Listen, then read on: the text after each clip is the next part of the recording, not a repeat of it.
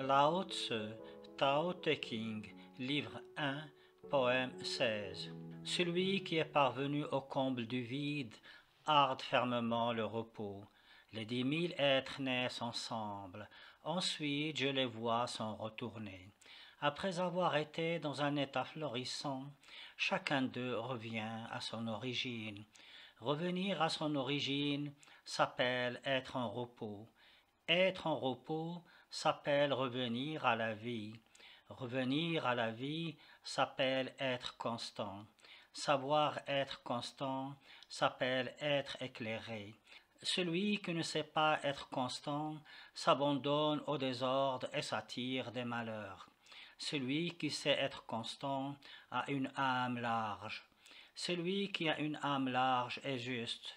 Celui qui est juste devient roi. Celui qui est roi s'associe au ciel. Celui qui s'associe au ciel imite le Tao. Celui qui imite le Tao subsiste longtemps. Jusqu'à la fin de sa vie, il n'est exposé à aucun danger. Explication du poème 16. Il s'agit là d'un magnifique poème, plein de lyrisme et de spiritualité mystique. C'est le poème de la méditation. On imagine Lao Tse au sommet d'une colline, contemplant le monde, ceux qui partent et ceux qui reviennent, ceux qui naissent et ceux qui meurent.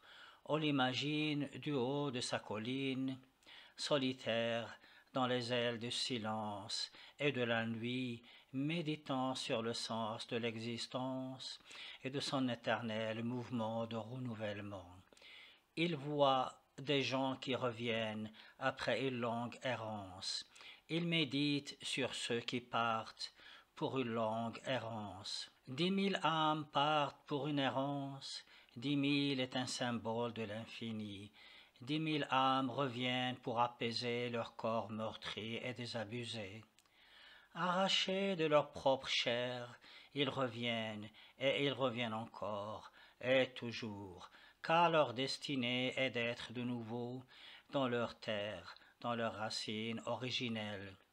Du haut de sa colline, Lao Tse, contemplant ceux qui partent, ceux qui reviennent, rejoint les firmaments de la sagesse.